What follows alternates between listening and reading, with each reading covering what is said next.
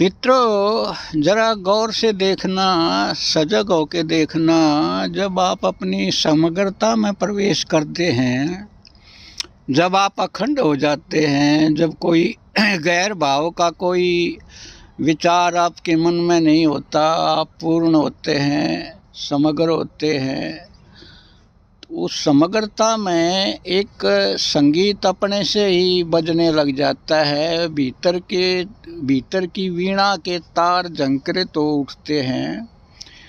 तो उस अंतस के संगीत को हम नाद कहते हैं।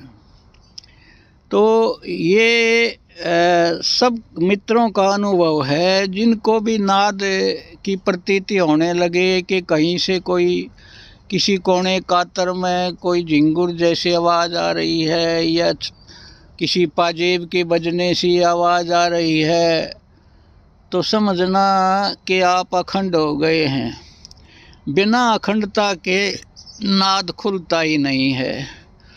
तो वो अखंडता बेशक क्षणिक ही हो या सतह ही हो, लेकिन नाद की प्रतीति आपको बताएगी कि आपने सच में ही आप समग्र हो गए।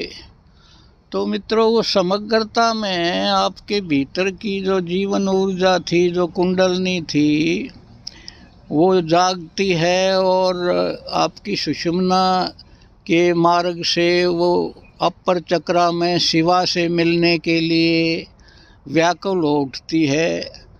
तो वो उस व्याकुलता में उसके जो पैर उठते हैं, तो उन पैरों में जो पाजेब की झनकार उठती है, वही नाद है, वही शक्ति का स्पंदन है।